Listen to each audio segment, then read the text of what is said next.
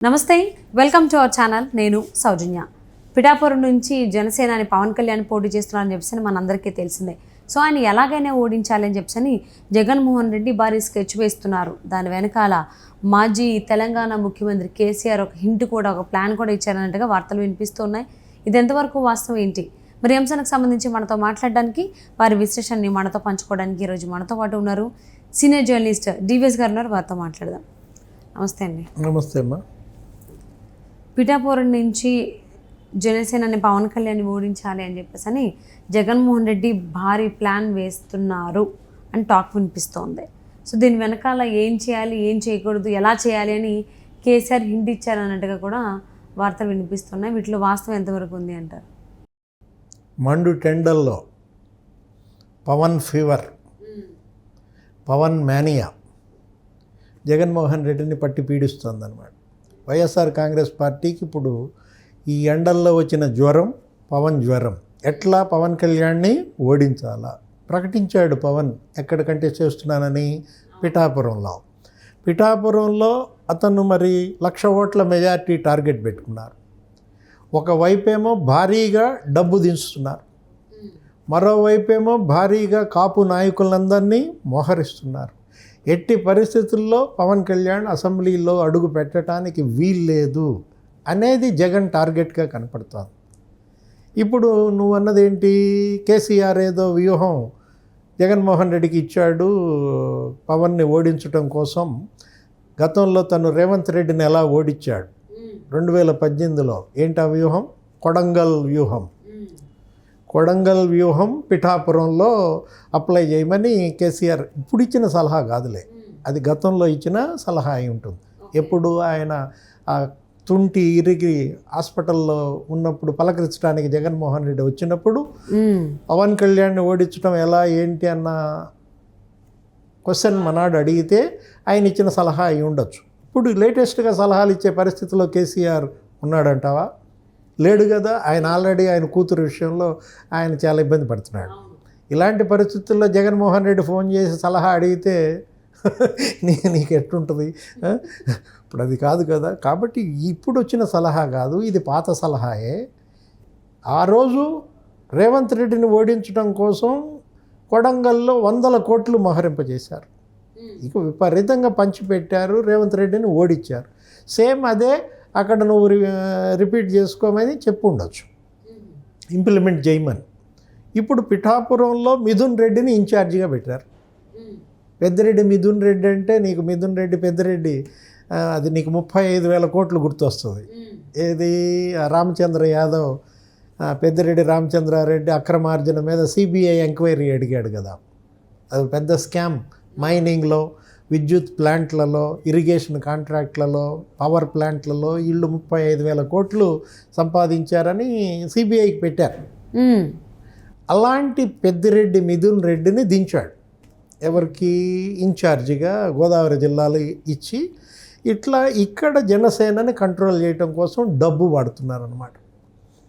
అంటే అదొక్కటే కాదు, ఒకవైపు ఇవాళ కూడా మీటింగ్ ఏదో జరిగిందంటున్నారు.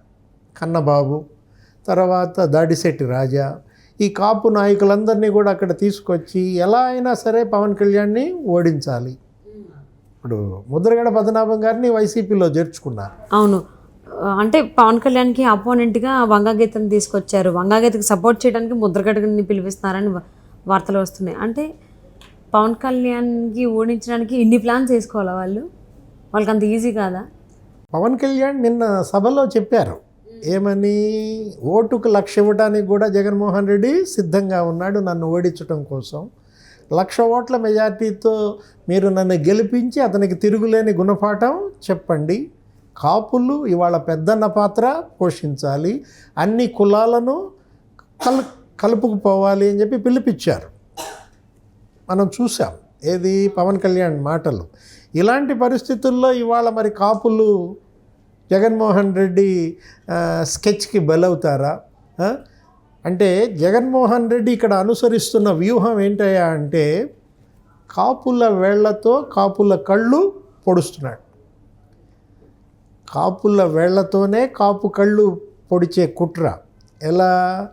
వంగా గీతను ముద్రగడ పద్మనాభాన్ని, ఈ కన్నబాబుని, వీళ్ళందరినీ ఉపయోగించి అక్కడ కాపుల ఓట్లలో చీలిక తీసుకొచ్చి పవన్ కళ్యాణ్ ఓడించాలనుకుంటే మరి కాపులంత పిచ్చోళ్ళ?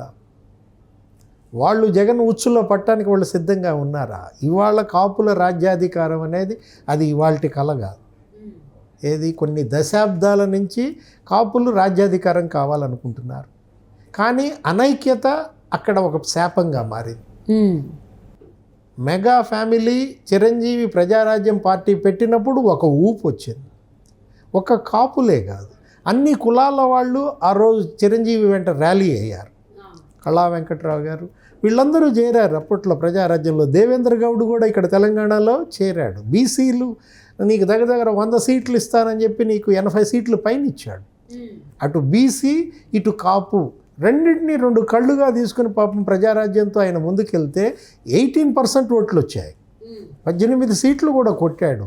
కానీ ఆయన పార్టీని నిలబెట్టుకోలేకపోయాడు.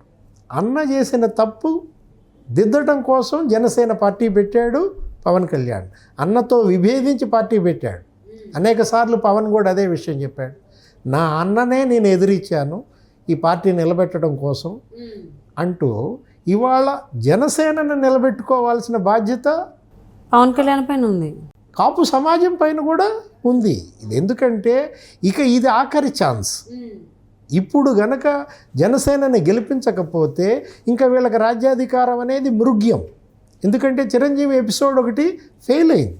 ఇప్పుడు పవన్ కళ్యాణ్ రూపంలో ఒక ఆశాకిరణం కాపులకు కనపడుతున్నప్పుడు మీరు ఆయన ఒకటే మాట అన్నాడు, 98% స్ట్రైక్ రేట్ నాకు ఇవ్వండి, 24 మంది జనసేన ఎమ్మెల్యేలను గెలిపించండి, నేను మీకు మరి చూపిస్తాను, నా సత్తా ఏంటో చూపిస్తాను, నేను మరో 20 ఏళ్ళు రాజకీయం చేయగలిగినటువంటి శక్తి నాకు ఉంది, ఇప్పటికిప్పుడు రాత్రికి రాత్రి ముఖ్యమంత్రి కావాలనుకుంటే కారు.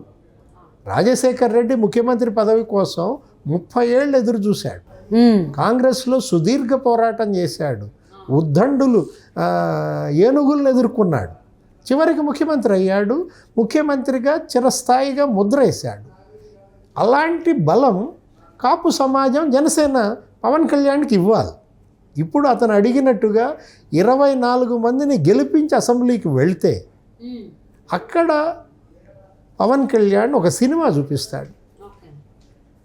ఎందుకంటే అతను అడుగుతోంది నన్ను మీరు బలోపేతం చేయండి, నేను సమాజాన్ని బలోపేతం చేస్తానంటున్నాడు. తనను తాను నీ గుర్తుండే ఉంటుంది విశ్వనరుడు అని అంటాడు. ఏది అతను తనను తాను రెల్లిగా చెప్పుకున్నాడు. ఎక్కడో రెల్లి కులం అనేది ఒక కులం ఉందని మనకు తెలియదు. అలాంటిది అక్కడ ఉన్నటువంటి రెల్లి కులస్తుల కోసం అతను పోరాటం చేశాడు. అవసరమైతే నేనే రెల్లి అవుతానన్నాడు. అలాంటి పవన్ కళ్యాణ్ ఇవాళ అతను పరుగు తీస్తున్నాడు. ఆ పరిగెత్తే పవన్ కళ్యాణ్ కాళ్ళ దగ్గర కట్టె పెట్టకూడదు. నిన్న చేసిన సభలో ప్రసంగిస్తూ పవన్ కళ్యాణ్ ఏమన్నాడు, వంగా గీతను ఉద్దేశించి ఇప్పుడు నువ్వు చెప్పిన వంగా గీత, మీరు ప్రజారాజ్యం పార్టీ తరఫున ఎమ్మెల్యేగా ఉన్నారు. గతంలో మీరు పిఆర్పి చిరంజీవి తరఫున మీరు ఎమ్మెల్యేగా గెలిచారు. ఈ కన్నబాబు అనే అతను కూడా అంతే, పిఆర్పి తరఫున ఎమ్మెల్యే. ప్రజారాజ్యం లేకపోతే చిరంజీవి లేకపోతే వీళ్ళు ఎక్కడున్నారు? ఇవాళ వీళ్ళు చిరంజీవి ఆరోగ్యంతో ప్రజారాజ్యం ద్వారా ఎమ్మెల్యేలుగా అయినటువంటి వాళ్ళు ఇవాళ జగన్మోహన్ రెడ్డి చెప్పు చేతల్లో ఉండి జనసేనని అడ్డుకోవాలనుకోవటం మాత్రం ట్రాజడీ. దానికోసం విజ్ఞప్తి చేశాడు. వంగా గీతని జనసేనలోకి ఆహ్వానించాడు. ఇప్పుడు అక్కడ ఉన్నటువంటి ఆ లోక్సభ పోటీ చేసే చలమలశెట్టి సునీల్, అతను కూడా పిఆర్పి తరఫున పోటీ చేసిన వాడే. ఓకే. పిఠాపురం అసెంబ్లీలో పవన్ కళ్యాణ్ లేదు, ఆయనే రేపొద్దున లోక్సభకి కాకినాడకి కంటెస్ట్ చేస్తే థండరింగ్ మెజార్టీతో ఇవాళ పవన్ కళ్యాణ్ని గెలిపించుకోవాలి అని కాపు సమాజం యావత్తూ కూడా ఆలోచిస్తోంది. ఓకే. అది తెలిసే జగన్మోహన్ రెడ్డి అస్త్రం వదిలాడు. ఏది? ఈ డబ్బు అస్త్రం. అవును. మరి పిఠాపురం నుంచి పవన్ కళ్యాణ్ని ఓడించడానికి చాలా ప్రయత్నం చేస్తున్నారు జగన్మోహన్ రెడ్డి. మరి ఆ ఫలితాలు తగ్గుతాయానికి విఫలం అవుతారా అనేది చూద్దామండి. And thank you so much for spending your valuable time with us, DVS గారు. నమస్తే.